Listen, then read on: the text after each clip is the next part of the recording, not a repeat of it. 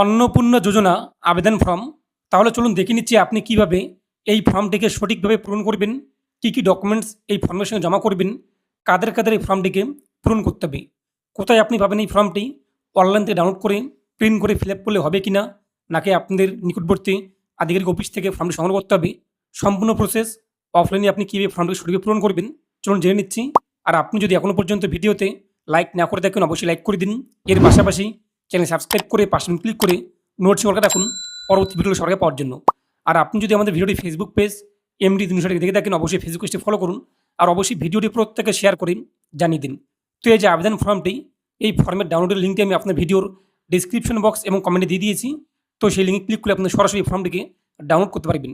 তো ডাউনলোড করার পরে আপনি প্রিন্ট করবেন বোথ সাইড, এক কথায় দুই দিকে আপনি প্রিন্ট করে নেবেন। পরিবারের প্রধান আরেকটি বিষয়, অনেকে প্রশ্ন করবেন যে আপনাদের মা কিংবা আপনি লক্ষ্মীর ভাণ্ডার প্রকল্পের টাকা পাচ্ছেন, তাহলে কি আপনাদের ফর্মটি পূরণ করতে হবে কিনা।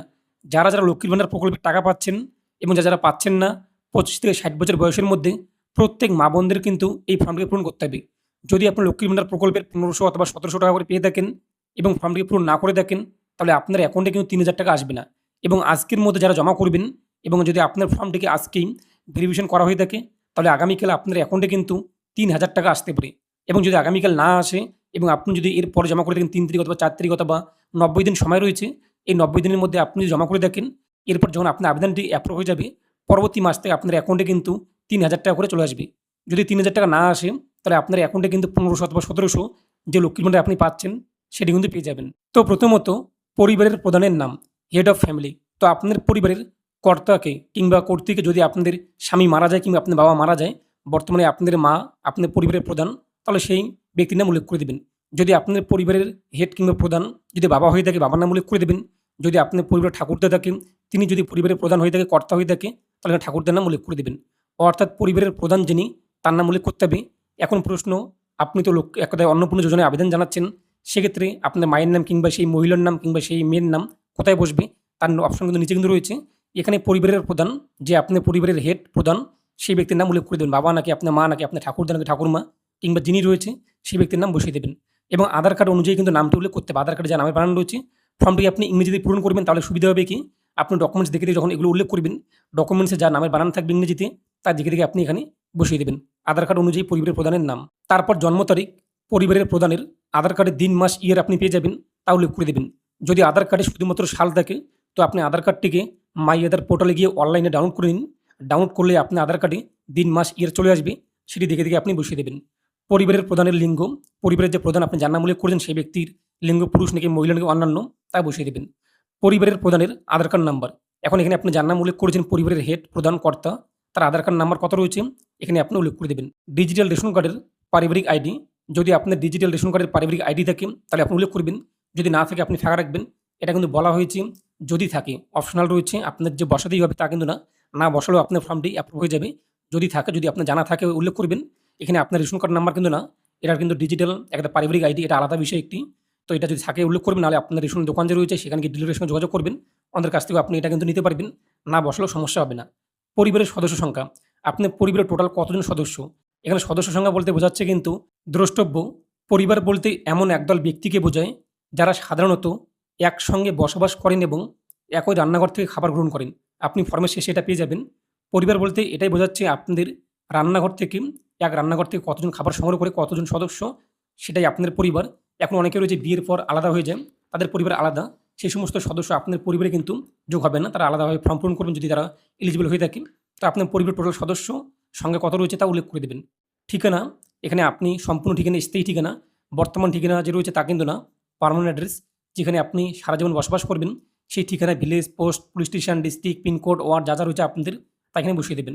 যোগাযোগ নাম্বার, আপনার পরিবারের যে কোনো সদস্যর একটি মোবাইল নাম্বার বসিয়ে দেবেন। অবশ্যই সেই মোবাইল নাম্বারটি কিন্তু আপনাদের আধার কার্ডের সঙ্গে মোবাইল নাম্বার লিঙ্ক থাকতে হবে। আধারে যে যুক্ত মোবাইল নাম্বার রয়েছে সেই মোবাইল নাম্বারটি বসিয়ে দেবেন। তারপর রয়েছে নাম, জন্ম তারিখ, লিঙ্গ, পরিবারের প্রধানের সঙ্গে সম্পর্ক, আধার কার্ড নাম্বার, পরিবারের সকল সদস্যদের। এখন এখানে আপনার কিন্তু তথ্যগুলো উল্লেখ করতে হবে। পরিবারের প্রধান, হেড অফ ফ্যামিলি, অনেকে কী করে দেখে পরিবারের প্রধানে সদস্য ওয়ানে পরিবারের প্রধানের নাম আবারও বসিয়ে দেয়। অনেক ফর্ম আমি গতকাল দেখেছি যখন আমাদের ভিডিও অফিসে জমা করছে। তো এখানে হেড অফ ফ্যামিলি আপনি আপনার বাবার নাম উল্লেখ করেছেন। এখন আপনার এখানে কিন্তু আর সদস্য ওয়ানে বাবার নাম, বাবার জন্ম তারিখ, লিঙ্গ, আধার কার্ড নাম্বার এগুলো কিন্তু বসাতে হবে না। শুধুমাত্র এখানে যে হেড অফ ফ্যামিলি যার নাম উল্লেখ করেছেন তার তথ্য আর এখানে কিন্তু উল্লেখ করতে হবে না সদস্য 1, 2, 3 ইত্যাদি কোনো জায়গায়। এখন পরিবারের হেড আপনাদের যদি মা হয়ে থাকে তাহলে এখানে পরিবারের প্রধান, তার পাশে রয়েছে অন্নপূর্ণা যোজনায় জন্য আবেদন করা হচ্ছে। কারা, কারা অন্নপূর্ণা যোজনায় আবেদন করবেন? একই পরিবারে যদি মা আবেদন করতে চায় এবং মেয়ের বয়স 25 থেকে 60 এর মধ্যে রয়েছে, এলিজিবল একজন ব্যক্তি, তিনিও আবেদন করতে চায়, একটি ফর্মেই কিন্তু হয়ে যাবে। একটি ফর্মেই 4 জন সদস্য কিন্তু একসঙ্গে অ্যাপ্লাই করতে পারবে। তো পরিবারের প্রধানে আপনি যার নাম উল্লেখ করেছেন সেই ব্যক্তি যদি মহিলা হয়ে থাকে এবং তিনি যদি অন্নপূর্ণা যোজনায় আবেদন করতে চায় তাহলে এই যে পরিবারের প্রধান হেয়ার বক্সে আপনি টিকমার্ক করে দেবেন। এখন প্রশ্ন, সদস্য 1 এ আপনি কার নাম উল্লেখ করবেন? যদি পরিবারের প্রধান হিসেবে আপনি আপনার বাবার নাম উল্লেখ করেছেন অথবা আপনার স্বামীর নাম উল্লেখ করেছেন, এখন কি করবেন? কে রয়েছে বয়সে বড়? আপনি তো এখানে বাবার নাম অথবা স্বামীর নাম উল্লেখ করেছেন, সেটা শেষ। এখন এখানে কি করবেন? আপনার মায়ের নাম অথবা সেই স্ত্রীর নাম উল্লেখ করে দেবেন, পরিবারের প্রধানের কর্তার স্ত্রী, তারপর তার ছেলে কিংবা মেয়ে যিনি বয়সে বড় রয়েছে, তারপর তার থেকে আরেকটু যিনি ছোট রয়েছে তাকে সদস্য 3 তে, তারপর তার থেকে আরেকটু বয়সে কম যিনি রয়েছে তাকে সদস্য 4 এ, এভাবে আপনি বসিয়ে দেবেন। যদি এখানে পরিবারের প্রধান মহিলা হয়ে থাকে তাহলে আপনি সেই মহিলা যদি অন্নপূর্ণা যোজনায় আবেদন করতে চায়, এই যে পরিবারের প্রধান তার পাশে রয়েছে হ্যাঁ, এই বক্সে টিকমার্ক করে দেবেন। এখন পরিবারের প্রধান যদি একদা বাবা হয়ে থাকে কিংবা স্বামী হয়ে থাকে কিংবা আপনাদের যে শ্বশুর রয়েছে কিংবা শাশুড়ি তিনি যদি হয়ে থাকে তাহলে আপনি প্রথমে আমার স্বামীর নাম, তারপর আপনার নাম, তারপর আপনার ছেলেমেয়ের নাম এভাবে বসিয়ে দেবেন। বয়স অনুযায়ী আপনি সাজিয়ে লিখে দেবেন। যদি স্বামী হয়ে থাকেন এখানে স্ত্রীর নাম বসিয়ে দেবেন, তারপর ছেলেমেয়ের নাম আপনি বসিয়ে দেবেন। যদি বাবা হয়ে থাকেন এখানে আপনার মায়ের নাম বসিয়ে দেবেন। তারপর আপনাদের যে একটা বাচ্চা একটা যে ভাই বোন রয়েছেন, কারা বয়সে বড় রয়েছে কারা ছোট রয়েছে, এভাবে আপনি সাজিয়ে দেবেন। তো আশা করি বুঝতেই পারলেন সদস্য 1 এ এখন পরিবারের প্রধান যদি আপনার স্বামী হয়ে থাকেন, এখন আপনি আপনার নাম এখানে বসিয়ে দেবেন, জন্ম তারিখ উল্লেখ করে দেবেন, আধার কার্ড দেখে দেখে, লিঙ্গ মহিলা একটা ফিমেল তা উল্লেখ করে দেবেন, পরিবারের প্রধানের সঙ্গে সম্পর্ক স্বামী স্ত্রী তা লিখে দেবেন অথবা হাজব্যান্ড ওয়াইফ উল্লেখ করে দেবেন, আধার কার্ড নাম্বার কী রয়েছে এখানে আপনি যার নাম উল্লেখ করেছেন তা বসিয়ে দেবেন। এবং এই মহিলা যদি অন্নপূর্ণা যোজনায় আবেদন করতে চায়, এই যে হ্যাঁ এই বক্সে টিকমার্ক করবেন। আর পরিবারের প্রধান যদি মহিলা হয়ে থাকে একজন, একদা স্বামী মারা গিয়েছেন, এখন সেই মহিলা কিংবা সেই মায়ে আপনাদের পরিবারের কর্তা একদা কর্ত্রী, তাহলে আপনি কী করবেন? এই যে হেড অফ ফ্যামিলি এই বক্সে টিকমার্ক করবেন। তো একই রকমভাবে সদস্য 2 তে নাম উল্লেখ করে দেবেন। এখন আপনাদের পরিবারের যে সদস্য রয়েছে বাকি তার থেকে বয়স আরেকটু ছোট, নাম, তারপর তার জন্ম তারিখ, লিঙ্গ, এবং তিনিও যদি মহিলা হয়ে থাকে এবং বয়স 25 থেকে 60 এর মধ্যে হয়ে থাকে এবং অন্নপূর্ণা যোজনায় আবেদন করতে চায়, এই যে হ্যাঁ এই বক্সে আপনি টিকমার্ক করে দেবেন। এবং আপনি অবশ্যই ফর্মটিকে বোথ সাইড এক কথায় 2 দিকে প্রিন্ট করবেন। এরপর দেখতেই পাচ্ছেন সদস্য 3, এখানে একই রকমভাবে সদস্য 3 নম্বর ব্যক্তির নাম উল্লেখ করে দেবেন। যদি সেই ব্যক্তি অন্নপূর্ণা যোজনায় আবেদন না করতে চায় তাহলে আপনি এই সমস্ত বক্সে টিকমার্ক করবেন না। তারপর সদস্য 5 অবধি আপনি এভাবে উল্লেখ করে দেবেন। এরপর বলা হয়েছে পরিবারের প্রধান এবং পরিবারের সকল প্রাপ্তবয়স্ক সদস্যদের ব্যাংক অ্যাকাউন্ট নগদ অর্থ স্থানান্তরের জন্য। এখানে বলা হয়েছে কিন্তু পরিবারের প্রধান এবং পরিবারের সকল প্রাপ্তবয়স্ক। এখন আপনাদের পরিবারে 18 বছরের কম যদি কোনো শিশু থাকে, কোনো সন্তান থাকে, তাদের ব্যাংকের তথ্য উল্লেখ করতে হবে না, কিন্তু তাদের নাম এখানে কিন্তু অবশ্যই বসাতে হবে। একটা সদস্য 3, 4, 5 দেখতেই পাচ্ছেন। আপনার যদি 18 বছরের কম ছেলে কিংবা মেয়ে থাকে প্রত্যেকের নাম উল্লেখ করতে হবে। কিন্তু 10 নম্বর পয়েন্টে বলা হয়েছে প্রাপ্তবয়স্ক 18 বছর কিংবা তার ঊর্ধ্বে যে সমস্ত সদস্য রয়েছে তাদের অ্যাকাউন্ট নম্বর বসিয়ে দেবেন। Head of family bank account আপনি পরিবারের প্রধান হিসেবে সবার উপরেই পরিবারের একটা কর্তা হিসেবে কার নাম উল্লেখ করেছেন সেই ব্যক্তির ব্যাংকের নাম উল্লেখ করে দেবেন, তার অ্যাকাউন্ট নম্বর বসিয়ে দেবেন, তার আইএফএসসি কোড উল্লেখ করে দেবেন। এরপর সদস্য 1, 2, 3 এই যে সদস্য 1, 2, 3 তে আপনি যাদের নাম উল্লেখ করেছেন সেই সমস্ত ব্যক্তির সদস্য 1 এ আপনি যার নাম উল্লেখ করেছেন তার ব্যাংকের নাম, অ্যাকাউন্ট নাম্বার, আইএফএসসি কোড উল্লেখ করে দেবেন। সদস্য 2 তে আপনি যার নাম উল্লেখ করেছেন, সদস্য 3 তে আপনি যার নাম উল্লেখ করেছেন, সদস্য 4 এ আপনি এই যে দেখতেই পান সদস্য 4 এ আপনি যে ব্যক্তির নাম উল্লেখ করেছেন, সদস্য 4 এর ঘরে আপনি সেই ব্যক্তির ব্যাংকের নাম, অ্যাকাউন্ট নাম্বার, আইএফএসসি কোড বসিয়ে দেবেন। কিন্তু ধরুন সদস্য 4 এ আপনি আপনার সন্তানের নাম উল্লেখ করেছেন কিন্তু সন্তানের বয়স 18 বছরের কম, প্রাপ্তবয়স্ক যেহেতু নয়, তাহলে আপনার সদস্য 4 এ আপনাদের সন্তানের ব্যাংকের তথ্য উল্লেখ করতে হবে না। আর অবশ্যই ব্যাংক অ্যাকাউন্টে আপনি ডিবিটি লিঙ্ক করে নেবেন। আপনি কীভাবে ডিবিটি লিঙ্ক করবেন এ নিয়ে আমি কিন্তু ভিডিও বানিয়ে দিয়েছি। ইউটিউবে সার্চ করুন DBT link MD 360, DBT link MD 360 লিখে আপনি যখনই সার্চ করবেন প্রথমে আপনি ভিডিওটি পেয়ে যাবেন। সেটি দেখে নিয়ে আপনি কিন্তু খুব সহজেই ডিবিটি লিঙ্ক করতে পারবেন। এরপর দেখতেই পাচ্ছেন যে পরবর্তী পেজ 3 নম্বর পেজ, এপিক এবং সকল প্রাপ্তবয়স্ক সদস্যদের ভোটার তালিকার অংশ নম্বর সহ। আবারও বলা হয়েছে প্রাপ্তবয়স্ক এক কথা যাদের বয়স 18 বছর এবং তার ঊর্ধ্বে এবং ভোটার কার্ড রয়েছে তাদের তথ্য উল্লেখ করতে হবে। হেড অফ ফ্যামিলি হিসেবে আপনি যার নাম উল্লেখ করেছেন পরিবারের কর্তা হিসেবে ফার্স্ট পেজে প্রথমেই সেই ব্যক্তির ভোটার কার্ড নাম্বারটি বসিয়ে দেবেন। বিধানসভা ক্ষেত্র এবং অংশগ্রহণ আপনি কোথায় পেয়ে যাবেন এগুলো আপনি যে ভোটার কার্ড সেই ভোটার কার্ডের পিছনেই পেয়ে যাবেন, অথবা আপনি 2026 সালের যে ভোটার লিস্ট যেটা আপনি যে ভোটার লিস্ট দেখে আপনি ভোট দিয়েছেন সেই ভোটার লিস্ট ডাউনলোড করুন, সেখানেও আপনাদের অংশ নাম্বার পেয়ে যাবেন। এক কথায় 98 নাকি 90 নাকি পার্ট নং এক কথায় সেই পার্ট নং কত রয়েছে এবং বিধানসভা ক্ষেত্র আপনি বিধানসভার নাম এবং পার্ট নং এখানে বসিয়ে দেবেন। তো আপনি এইভাবে সদস্য 1, 2, 3, 4 যাদের নাম যে বক্সে রয়েছে সদস্য 1 এর ঘরে তার ভোটার কার্ড নাম্বার, এরপর বিধানসভা এবং অংশ নং এক কথায় পার্ট নং তা উল্লেখ করে দেবেন। এরপর যে বিভাগ আপনি কি ইউআর এক কথা জেনারেল নাকি ইউআর ইডাব্লিউএস আর্থিকভাবে দুর্বল, নাকি তপশিলি এসসি, নাকি এসটি, নাকি ওবিসি, নাকি পিভিটিজি, যেটি হতে সেই বক্সে আপনি টিক মার্ক করে দেবেন। তারপর রেশন কার্ড, আপনার কি ডিজিটাল রেশন কার্ড আছে কিনা, অর্থাৎ অন্তর্দেয় অন্ন যোজনা কিংবা পিডাব্লিউএস কিংবা এসপিডাব্লিউএস কিংবা আরকেসি 1 কিংবা 2 এই সমস্ত রেশন কার্ড রয়েছে কিনা, যদি থাকে সাথে টিক মার্ক করে দেবেন। তারপর নিচে কোন ক্যাটাগরি রেশন কার্ড রয়েছে আপনার পরিবারে, এ ওয়াই নাকি এসপিডাব্লিউএস নাকি আরকেসি 2 নাকি 1 নাকি পিডাব্লিউএস নাকি ভর্তুকিহীন, সেই বক্সে আপনি টিক মার্ক করে দেবেন। আর যদি ডিজিটাল রেশন কার্ড না থাকে, নাতে টিক মার্ক করবেন, এটা আপনি ফিল আপ করতে হবে না। যদি থাকে এই বক্সে টিক মার্ক করে রেশন কার্ডের ক্যাটাগরি কী রয়েছে রেশন কার্ডের উপরেই আপনি পেয়ে যাবেন, যে বক্স যেটি হয়ে থাকে সেই বক্সে টিক মার্ক করে দেবেন। তারপর বলা হয়েছে আপনাদের পরিবার কি রেশন দোকান থেকে মাসিক রেশন তুলছে কিনা, আপনি কি প্রতি মাসে মাসে রেশন তুলেন কিনা, রেশন নেন কিনা, যদি নিয়ে থাকেন হাতে টিকমার্ক করবেন। না যদি রেশন প্রতি মাসে মাসে না নিয়ে থাকেন, অনেকে রয়েছে রেশন নেয় না, রেশন কার্ড যদিও থাকে, তাহলে নাতে আপনি টিকমার্ক করে দেবেন। আর যদি মাসিক আপনি রেশন তুলে থাকেন রেশন দোকান থেকে কিংবা আপনাদের বাড়িতে এসে রেশন দিয়ে যায়, তাহলে আপনি হাতে টিকমার্ক করে দেবেন। তারপর সম্পদ, আপনাদের একদা বাড়িতে কি 3 বা তার বেশি পাকা ঘর রয়েছে কিনা, একদা আপনাদের বাড়িতে কি 3টি বা তার বেশি পাকা ঘর রয়েছে কিনা, যদি থাকে হাতে আপনি টিকমার্ক করবেন, আর যদি না থাকে নাতে আপনি টিকমার্ক করবেন। পারিবারিক জমির মালিকানা, একদা আপনাদের পরিবারের যতজন সদস্যের নাম আপনি উল্লেখ করেছেন প্রত্যেকের, যদি আপনার না থাকে, আপনার বাবার রয়েছে কিংবা আপনার বাবার যদি না থাকে, আপনার মায়ের যদি থাকে কিংবা আপনার সন্তান যে রয়েছে ছেলে কিংবা মেয়ে, ওনাদের যদি থাকে পারিবারিক জমির মালিকানা কারণ আমি যদি জমি থাকে হাতে আপনি টিকমার্ক করে দেবেন। এবং বলা হয় যে রেজিস্ট্রেশনের নথি অথবা মিউটেশন কপি অথবা আরওআর হট কিংবা হালনাগাদের তারিখ সহ সর্বশেষ জমি রেকর্ডের কপি কিন্তু উল্লেখ করতে হবে। তো যদি আপনাদের পারিবারিক জমি থাকে, আপনার না হোক আপনার পরিবারের যে সমস্ত সদস্য রয়েছে যাদের যাদের নাম আপনি ফর্মে পূরণ করেছেন, তাদের মধ্যে কোনো ব্যক্তির যদি জমি থাকে, তাহলে আপনি হ্যাঁ এই বক্সে টিকমার্ক করে দেবেন। তারপর আপনাদের টোটাল জমি কতগুলো রয়েছে, পরিবারের সকল সদস্যের মোট জমির পরিমাণ শতকে উল্লেখ করতে হবে। অনেকে রয়েছে নিজের নামে জমি না কিনে তার ছেলে মেয়ে যে রয়েছে এক কথা কিংবা স্ত্রী ওনাদের নামে জমি দিয়ে থাকে, সেক্ষেত্রে আপনার কিংবা আপনাদের এক কথা স্ত্রী অথবা আপনার স্বামী অথবা আপনাদের সন্তান প্রত্যেকের মোট কতগুলো জমি রয়েছে তা আপনি শতকে উল্লেখ করে দেবেন, যোগ করে উল্লেখ করে দেবেন। যদি আপনার নামে না থাকে, আপনাদের সন্তানের নামে রয়েছে, তবুও আপনাদের কিন্তু এখানে তা উল্লেখ করতে হবে। টোটাল প্রত্যেকের, আপনি থেকে শুরু করে আপনাদের সন্তান থেকে শুরু করে প্রত্যেকের যতজন সদস্য আপনি উল্লেখ করেছেন ফর্মে, আপনাদের পরিবারের প্রত্যেকের কতগুলো জমি রয়েছে টোটাল তা উল্লেখ করে দেবেন। অনেকে বলবেন যে আপনারা তো ভেস্ট জমি কিংবা আপনাদের এক কথায় সেই জমিটি আপনি ওয়ারিশ সূত্রে পেয়েছেন, তাও আপনাদের উল্লেখ করতে হবে। কিংবা আপনাদের যদি পাট্টা থাকে, সেই পাট্টাতে কত জমির পরিমাণ রয়েছে তা দেখে দেখে আপনি এখানে উল্লেখ করে দেবেন। এখন বলা হয়েছে যানবাহন, আপনার কিংবা আপনাদের পরিবারে কোনো সদস্য কি অবাণিজ্যিক মোটর চালিত 4 চাকার গাড়ি রয়েছে কিনা, যদি আপনাদের পরিবারে 4 চাকার গাড়ি থাকে আপনার নামে কিংবা আপনাদের পরিবারের বাকি সদস্যদের নামে, হাতে টিকমার্ক করবেন। কতগুলো গাড়ি রয়েছে 4 চাকা তা উল্লেখ করে দেবেন, গাড়ির রেজিস্ট্রেশন নাম্বার উল্লেখ করে দেবেন এবং গাড়ির যে একটা গাড়ি বা জিপ বা ট্রাক্টর যে রয়েছে এগুলোর মডেল নাম্বার কী রয়েছে তা উল্লেখ করে দেবেন। আর যদি না থাকে 4 চাকার গাড়ি, তাহলে আপনি এই বক্সে টিকমার্ক করে দেবেন। তারপর পারিবারিক সদস্যদের স্বাস্থ্য বীমা, যদি আপনি স্বাস্থ্য বীমা করে থাকেন, হেলথ ইন্স্যুরেন্স যদি আপনি করে থাকেন, তাহলে হাতে আপনি টিকমার্ক করবেন এবং সেটা আপনাদের কি সরকারি আপনি স্বাস্থ্য বীমা করেছেন নাকি বেসরকারি তা উল্লেখ করে দেবেন। যদিও আমাদের একটা স্বাস্থ্য বীমা নেই, যে আমরা কী করবো, না যে রয়েছে এই বক্সে আমরা টিকমার্ক করে দেবো, তা আমাদের পূরণ করতে হবে না।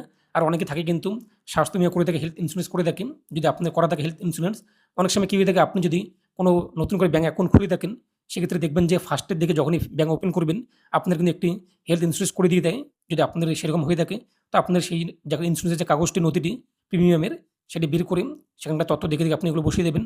সদস্য 1, 2, 3-তে যদি কারো সরকারি কিংবা বেসরকারি স্বাস্থ্য বিমা থাকে, সেই বিমার অঙ্ক কিংবা প্রিমিয়ামের তথ্য, আর যদি না থাকে নাতে টিকমার্ক করবেন, এগুলো পূরণ করতে হবে না। আয় এবং পেশা, কোনো সদস্য কি আয়কর বা পেশাগত কর প্রদান করে কিনা, কোনো সদস্যকে আপনাদের ট্যাক্স দিয়ে থাকে কিনা, যদি ট্যাক্স দিয়ে থাকে কোনো কর, আপনি কিংবা আপনার পরিবারের বাকি সদস্যদের মধ্যে কোনো সদস্য, তাহলে হাতে আপনি টিকমার্ক করবেন।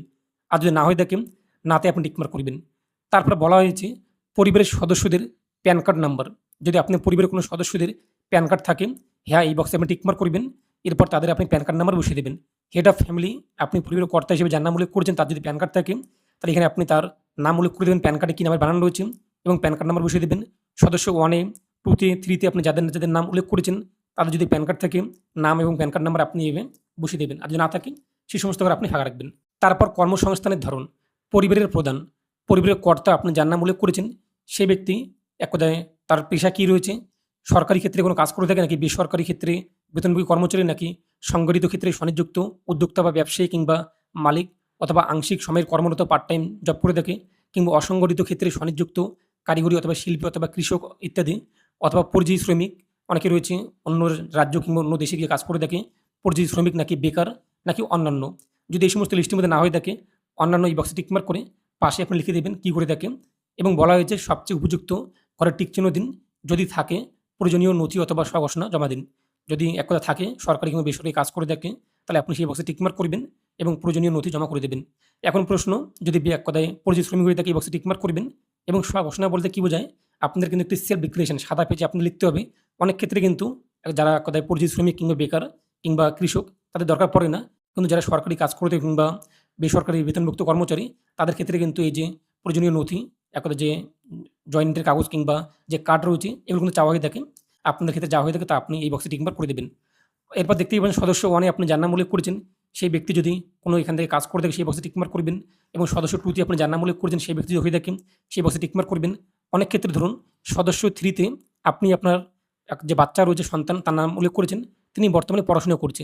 তাহলে আপনি কি করবেন, এই যে অন্যান্য এই বক্সে টিকমার্ক করে এখানে স্টুডেন্ট লিখে দিলেন, কিংবা ধরুন কেউ উচ্চ মাধ্যমিক কিংবা বিএ পাস করছে আপনাদের সন্তান, বর্তমানে কোনো কিছু করছে না, বেকার পড়ে রয়েছে, তাহলে বেকার এই বক্সে টিকমার্ক করে দেবেন। এইভাবে আপনি সদস্য 3 তে আপনি যার নাম উল্লেখ করেছেন তার তথ্য উল্লেখ করে দেবেন। এরপর সদস্য 5 যে রয়েছে সেখানে আপনি যার নাম উল্লেখ করেছেন তার তথ্য উল্লেখ করে দেবেন। এইভাবে এগুলো আপনি বসিয়ে দেবেন। পরিবারের শিক্ষিত প্রাপ্তবয়স্ক সদস্যদের সংখ্যা এবং পরিবারের অশিক্ষিত প্রাপ্তবয়স্ক সদস্যদের সংখ্যা। এই যে প্রাপ্তবয়স্ক মানে কিন্তু বোঝাচ্ছে 18 বছর কিংবা তার ঊর্ধ্বে যে সমস্ত সদস্য রয়েছে তাদের শিক্ষিত তারা নাকি অশিক্ষিত তা উল্লেখ করতে হবে।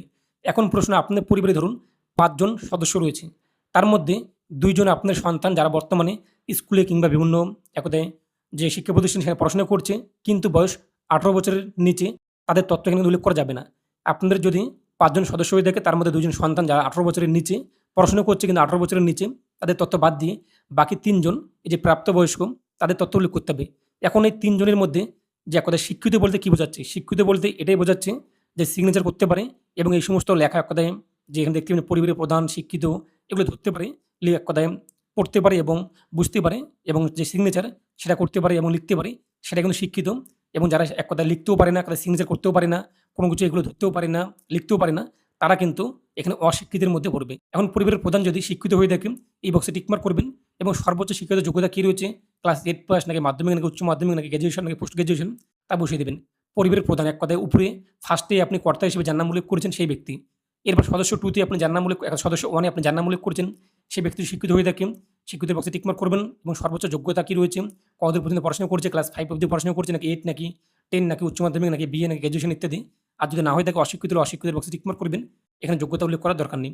এইভাবে আপনি এই সমস্ত ঘর ফিল আপ করে নেবেন। তারপর কোনো সদস্য কি কোনো সাংবিধানিক পদ, মন্ত্রী, সাংসদ, বিধায়ক, পৌর স্থানীয় সংস্থা এবং পঞ্চায়েত সংস্থার প্রাক্তন বা বর্তমান ধারক কিনা।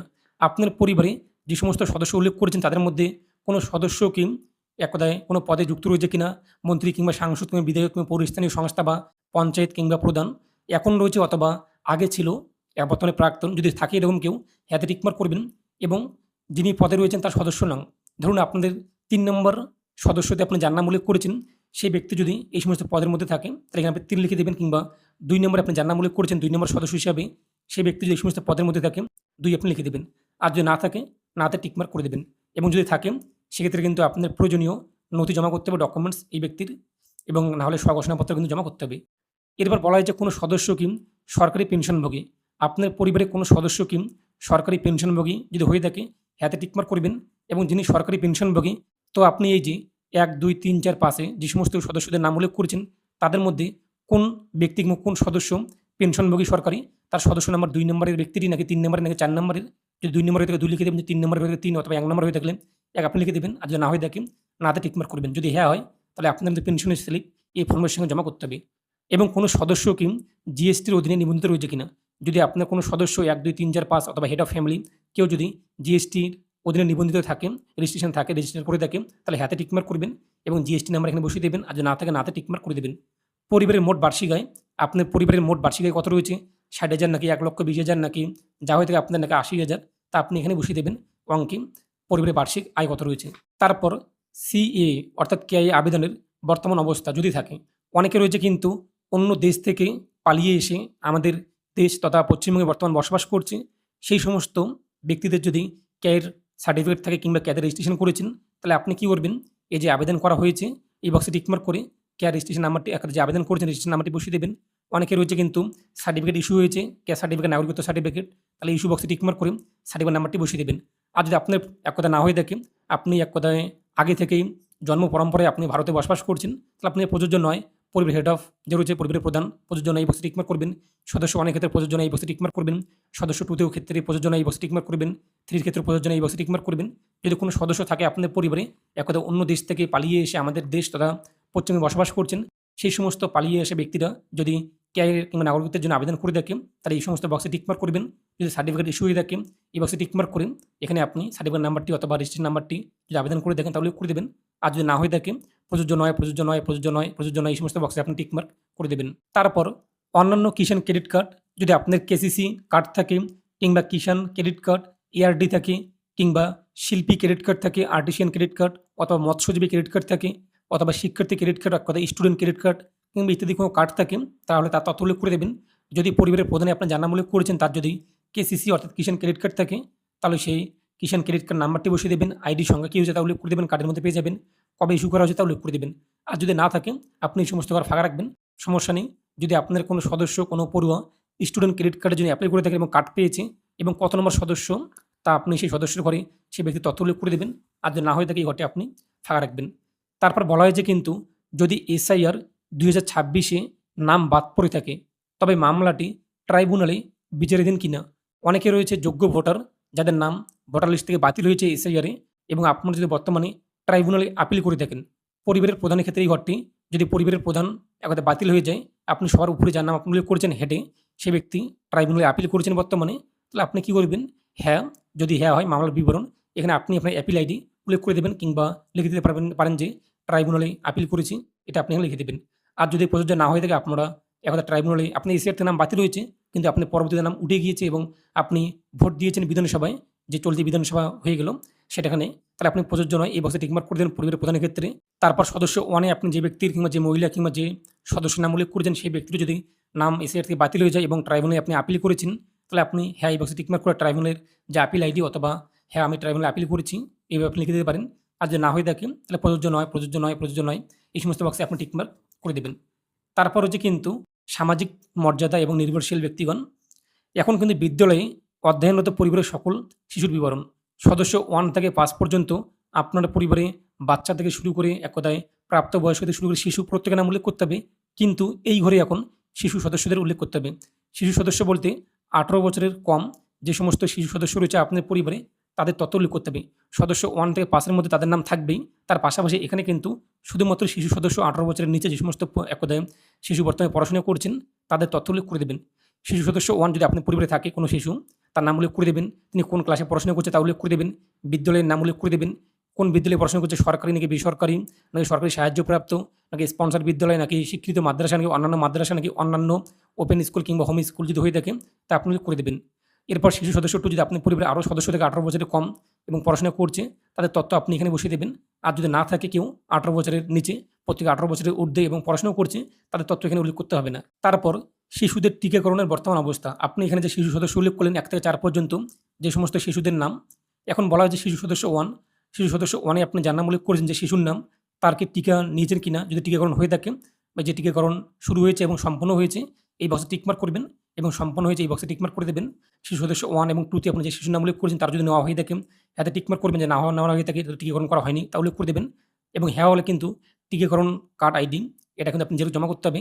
যদি জমা নাও করে দেখেন অনেক ক্ষেত্রে কিন্তু সমস্যা হয় না, আপনি তথ্যগুলো উল্লেখ করে দেবেন। এরপর বলা হয় যে কিন্তু সরকারি প্রকল্প এবং আপনি যদি শিশু সদস্য না থাকেন এই ঘরটি আপনি ফাঁকা রাখবেন, সমস্যা নেই। সরকারি প্রকল্প, আপনি কি কোনো সরকারি প্রকল্পের সুবিধা ডিবিটির মাধ্যমে পাচ্ছেন, এখানে কিন্তু বলা হয়েছে আপনি কি কোনো সরকারি প্রকল্পের সুবিধা পাচ্ছেন কিনা, ডিবিটির মাধ্যমে ডাইরেক্ট বেনিফিট ট্রান্সফারের মাধ্যমে কোনো সুবিধা পান কিনা।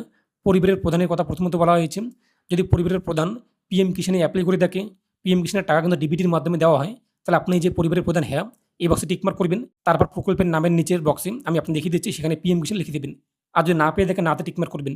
এখন প্রশ্ন, অনেকে কিন্তু লক্ষ্মীর ভাণ্ডার পাচ্ছে কিংবা বয়স্ক ভাতা কিংবা বৃদ্ধ ভাতা পাচ্ছে কিংবা প্রতিবন্ধী ভাতা পাচ্ছে, বিভিন্ন কিন্তু যে কিংবা আর্টিসিয়ান যে কার্ড রয়েছে তার মাধ্যমে ভাতা পাচ্ছে, বিভিন্ন ভাতা যদি পেয়ে দেখেন তাহলে আপনি সেই প্রকল্পের নাম উল্লেখ করে দেবেন। এখন প্রশ্ন, সেই সমস্ত প্রকল্পের টাকা কিন্তু ডিবিটির মাধ্যমে পাঠানো হয়নি এতদিন, টাকাগুলো পাঠানো হয়েছে কিন্তু এনইএফটির মাধ্যমে অ্যাকাউন্ট নাম্বার ইনপুট করে।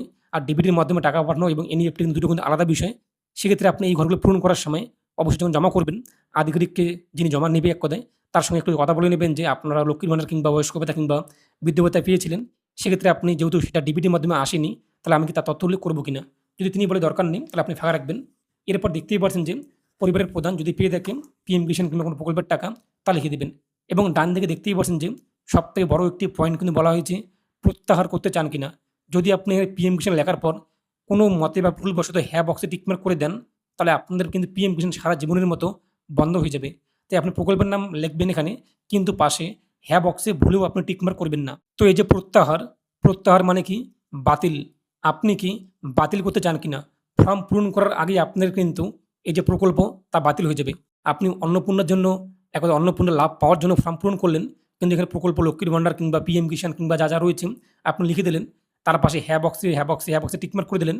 আপনি তো এই প্রকল্পের লাভ পাবেন কিনা সেটা পরের কথা, কিন্তু তার আগে আপনাদের এই সমস্ত প্রকল্প সারা জীবনের মতো কিন্তু বন্ধ হয়ে যাবে। তাই প্রকল্পের নাম লেখার পর পাশে আপনি হ্যাঁ বক্সে ভুলেও টিকমার্ক করবেন না। এখানে প্রত্যাহার করতে চান কিনা, হ্যাঁ এবং না দুটো বক্স এক কথায় দেওয়া দরকার ছিল, কিন্তু একটি মাত্র লিখে দিয়েছে। অনেকে রয়েছে ভুলবশত, অনেক মহিলা রয়েছে, অনেকেই রয়েছে ফর্ম পূরণ করার সময় ভুলবশত হ্যাঁতে টিকমার্ক করলে কিন্তু সারা জীবনের মতো আপনাদের এই সমস্ত প্রকল্প বন্ধ হয়ে যাবে। অর্থাৎ আপনি স্বেচ্ছায় কিন্তু এখানে আপনাদের প্রকল্পগুলো বাতিল করে ফেললেন। তাই এই কাজটি আপনি করবেন না, হ্যাঁ বক্সে টিকমার্ক করবেন না। সদস্য 1, 2, 3 তে আপনি যাদের নাম উল্লেখ করেছেন তারাও কি কোনো প্রকল্পের টাকা সুবিধা পাচ্ছে কিনা ডিবিটির মাধ্যমে, ডাইরেক্ট বেনিফিট ট্রান্সফারের মাধ্যমে, যদি পেয়ে থাকি বক্সে টিকমার্ক করবেন। তবে আরেকটি বিষয়, যুবশক্তি প্রকল্পের টাকা প্রথম মাসে যদিও এনইএফটির মাধ্যমে দেওয়া হয়েছে, পরবর্তী মাসে কিন্তু ডিবিটির মাধ্যমে যুবশক্তি প্রকল্পের টাকা পাঠানো হয়েছে। তাই যদি আপনার কোনো সদস্য থাকে এরকম যুবশক্তি পেয়েছে, সদস্য 1, 2, 3, 4 আপনি যাদের নাম উল্লেখ করেছেন, তাহলে আপনি যুবশক্তি লিখে দেবেন, একটা যুবসাথী, সে যুবসাথী প্রকল্প লিখে দেবেন। এবং ভুলেও আপনি এই কাজটি করবেন না। আপনি কি এই প্রকল্পটি থেকে নিজেকে প্রত্যাহার করতে চান কিনা, যদি হ্যাঁ বক্সে টিকমার্ক করে দেন তাহলে আপনি সেই প্রকল্প কিন্তু সারা জীবনের মতো বন্ধ হয়ে যাবে। এরপর আমাদের সামনে কিন্তু পরবর্তী পেজ 12 নম্বর, এখানে আপনি সমস্ত তথ্য উল্লেখ করে দেবেন, আপনার সদস্য 1, 2, 3, 4 ইত্যাদি বিষয়গুলো। তারপর বাদ দেওয়ার কারণ হলো এখানে অফিসার কর্তৃক, এটা কিন্তু আধিকারিকরা পূরণ করবে, আপনার পূরণ করতে হবে না। সম্মত এই বক্সে আপনি টিকমার্ক করবেন। তারপর আপনার এখানে সিগনেচার করতে হবে। এই যে দেখতেই পাচ্ছেন সিগনেচারের জায়গায় এখানে পরিবারের প্রধান অথবা যিনি আবেদন করবে সে এখানে সিগনেচার করে দেবে, প্রাপ্তবয়স্ক সদস্য একজন। তারপর এই যে ঘরটি আপনি দেখতেই পাচ্ছেন, এটা শুধুমাত্র সরকারি আধিকারিক ব্যবহারের জন্য, আপনি পূরণ করতে হবে না, এটা সরকারি আধিকারিকরা কিন্তু পূরণ করবে। তো আশা করি বুঝতেই পেরেছেন আপনি কিন্তু এইভাবে খুব সহজে এই যে অন্নপূর্ণা যোজনা কিংবা অন্নপূর্ণা যোজনা পারিবারিক ফর্মটি পূরণ করতে পারবেন। এ নিয়ে আপনার মতামত কি রয়েছে কমেন্টে পেশ করবেন। আর এই যে ফর্মের ডাউনলোড লিঙ্কগুলো আমি আপনার ভিডিওর ডিসক্রিপশন বক্স এবং কমেন্টে দিয়ে দিয়েছি। তো সেখান থেকে আপনি কিন্তু এটিকে ডাউনলোড করে বোথ সাইড দুই দিকে আপনি প্রিন্ট করবেন। প্রিন্ট করে ফিল আপ করে আপনার ডকুমেন্ট সহ করে যা তথ্য আপনি উল্লেখ করেছেন, আপনি পরিবারের যতজন সদস্য ভোটার কার্ডের তথ্য উল্লেখ করেছেন তাদের ভোটার কার্ড, প্যান কার্ড, আপনার সদস্যদের ব্যাংকের যে তথ্যগুলো রয়েছে, যাদের ব্যাংকের তথ্য উল্লেখ করেছেন প্রাপ্তবয়স্কদের, প্রত্যেকের ব্যাংকের পাসবই জেরক্স, প্রত্যেকের আধার কার্ড, এগুলো আপনি এগুলো একটা জেরক্স করে সমস্ত ডকুমেন্টস একসঙ্গে আপনার নিকটবর্তী যে বিডিও অফিস অথবা এইচডি অফিস বা কেএমসি অথবা পৌরসভা সেখানে আপনি জমা করে দেবেন। জমা করার সময় আপনি আরও বিশদে জানতে পারবেন যে কোন ডকুমেন্টসগুলো তারা নিচ্ছে, তাহলে আপনি সেখানে জমা করার সময় আরও বিশদে জেনে নেবেন, তারপর জমা করে দেবেন। ফর্মটিকে আপনি অবশ্যই সঠিকভাবে পূরণ করে নিন। ফর্ম ফিল আপ কিন্তু 90 দিন পর্যন্ত চলবে, তাই আপনার তাড়াহুড়োর কিছু নেই। যারা আজকে জমা করবে, যদি আজকের মধ্যে তাদের আবেদনটি অ্যাপ্রুভ হয়ে যায় তো আগামীকাল টাকা চলে আসবে, আগামীকাল কিংবা তারপরে ধাপে ধাপে চলে আসবে 3000 টাকা। আর যদি না আসে, আপনি আগে থেকে যে 1500 অথবা 1700 লক্ষ্মীর ভান্ডার পাচ্ছেন সেটাই পেয়ে যাবেন। এরপর যখন আপনার আবেদনটি অ্যাপ্রুভ হয়ে যাবে, পরবর্তী মাস থেকে আপনার টাকা আসা কিন্তু শুরু করে দেবে। এবং যারা নতুন রয়েছেন 25 থেকে 60 বছর বয়সের মধ্যে মা বোনরা, তো আপনারা ফর্মটি পূরণ করে জমা করে দিন। এ নিয়ে আপনার মতামত এবং এই ফর্ম নিয়ে আপনার মতামত কী রয়েছে কমেন্টে পেশ করুন। আর অবশ্যই ভিডিওটি প্রত্যেকে শেয়ার করি জানিয়ে দিন। তো প্রত্যেকে ভালো থাকুন এবং সুস্থ থাকুন।